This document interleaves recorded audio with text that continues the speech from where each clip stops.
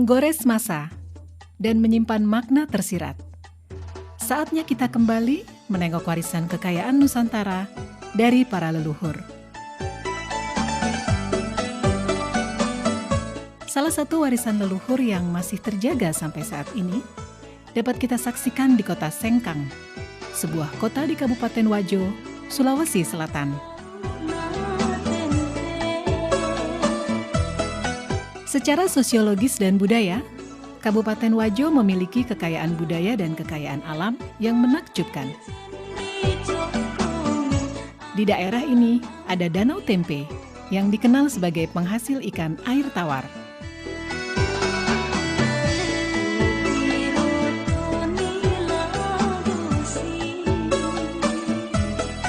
Danau Tempe terbentang laksana cermin raksasa di sisi barat kota Sengkang.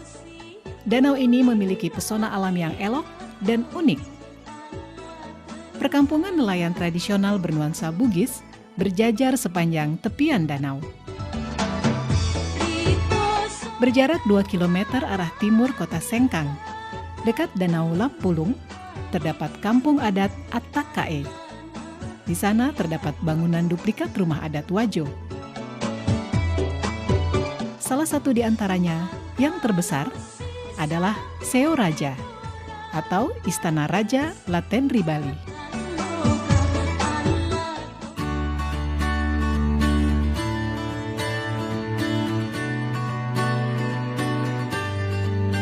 Ada yang khas dari masyarakat Bugis sebagai suku asli yang mendiami wilayah Kabupaten Wajo, yaitu keberadaan kain tenun sutra Sengkang. Menurut cerita turun-temurun dan beberapa literatur, kain tenun sutra Sengkang telah ada sejak ratusan tahun silam. Pertama saya mengungkap sebuah naskah yang pernah saya baca, yaitu Lontrak Belawa. Di situ pertama kali saya temukan kata-kata sutra.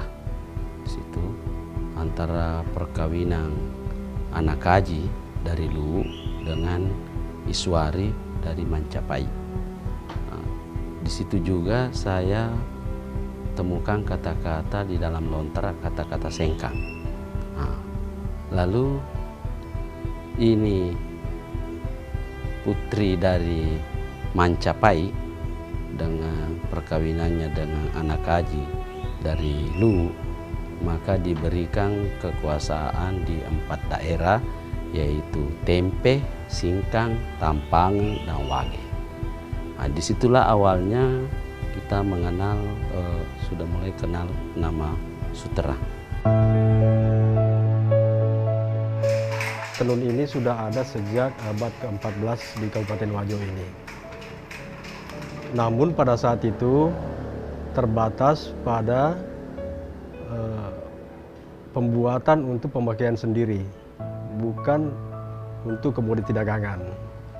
Misalnya seseorang ingin melakukan hajatan pernikahan, terutama pada acara-acara pernikahan, itu biasanya anak-anak perempuan itu diminta atau disuruh oleh orang tuanya untuk menenun sarung, apakah untuk dipakai dia sendiri ataukah untuk orang tuanya. Itu sehingga belum terjadi di masyarakat sebagai suatu komoditi dagangan, tetapi hanya untuk pemakaian sendiri. Sejarah tentang tenun sutra Sengkang tidak dapat dipisahkan dari peran perempuan Bugis dalam keluarga. Orang tua suku Bugis di zaman dulu menjadikan tenun sutra sebagai salah satu cara dalam mendidik anak perempuan mereka. Budaya orang Bugis itu kan dulu kan kebanyakan petani. Nah, perempuannya nggak ada pekerjaan kalau lakinya sudah turun ke sawah. Nah, baran ini atau produksi kain sutra ini sudah membudaya, awalnya dari entah dari mana, akhirnya menjadi budaya tenun di daerah ini. Nah, dari situ orang tua selalu mewarisi ke anaknya. Jadi ada cerita bahwa orang Bugis itu, khususnya orang Wajo, kalau tidak pintar menenun, artinya belum sempurna lah. Kedua, ceritanya kalau ada orang luar yang meminang orang Bugis Wajo, dilihat dari hasil kerja tenunnya itu. Kalau memang hasil kerja tenunnya itu bagus, berarti orangnya sudah sempurna atau sudah ya boleh dikata cantik apa segala begitu. Jadi penilaiannya tergantung dari karyanya untuk yang penenun sutra ini tadi.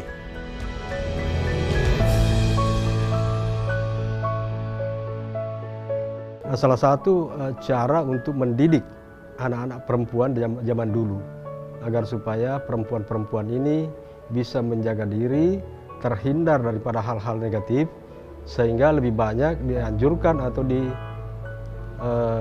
disuruh oleh orang tuanya untuk tinggal di rumah untuk menenun. Nah, sehingga akhirnya menjadi suatu tradisi dan budaya pada masyarakat Bugis, khususnya di Kabupaten Wajo ini, setiap anak perempuan harus pandai menenun. Dalam bahasa lokal, yaitu Bugis, sutra disebut dengan sabbe.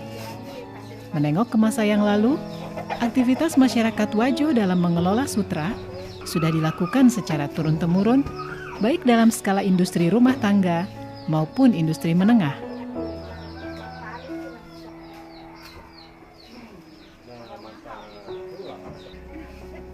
Proses pembuatan kain sutra membutuhkan waktu yang cukup lama dan melibatkan sedikitnya 15 orang dalam satu kali tahapan pembuatan kain.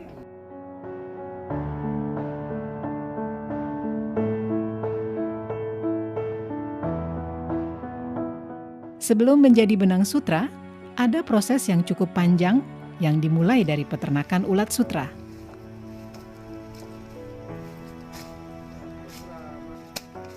Proses ini mulai dari pemeliharaan ulat sutra, proses menjadi kokon, hingga akhirnya menjadi benang sutra yang siap ditenun menjadi sehelai kain. Kita dapat telur dari Verhutani sesuai dengan pesanan. Contoh ini tempat telurnya dan menetas, misalnya penetasan tanggal 1. Ini menetas baru 3 hari makan, dikasih makan dengan daun murbei. Ada memang khusus daun murbei itu, baru 3 hari makan, baru ada instar pertama, artinya tidur. Instar pertama itu 2 kali 24 jam, ulatnya tidur itu tidak makan.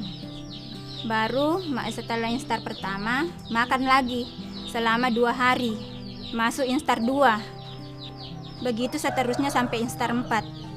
Ini sudah masuk instar 5.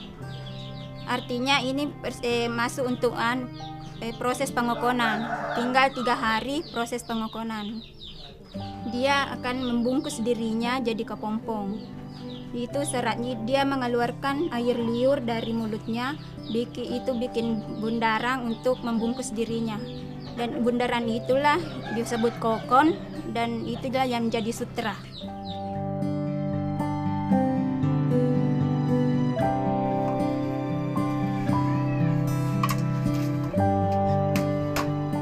Dalam proses pembuatan benang sutra menjadi kain sarung sutra, masyarakat pada umumnya masih menggunakan peralatan tenun tradisional, yaitu alat tenun gedogan atau masyarakat Sengkang menyebutnya alat tenun walidah. Ini alat tenunan gedogan, satu setnya. Ini pertama alat gunungan benang, baru ini alat penindis untuk menekan benang bawah, baru ini tali untuk alat pembantu untuk benang bawah. Ini sisir, alat untuk mengatur lusi. Ini juga walidah, alat untuk merapatkan benang pakan.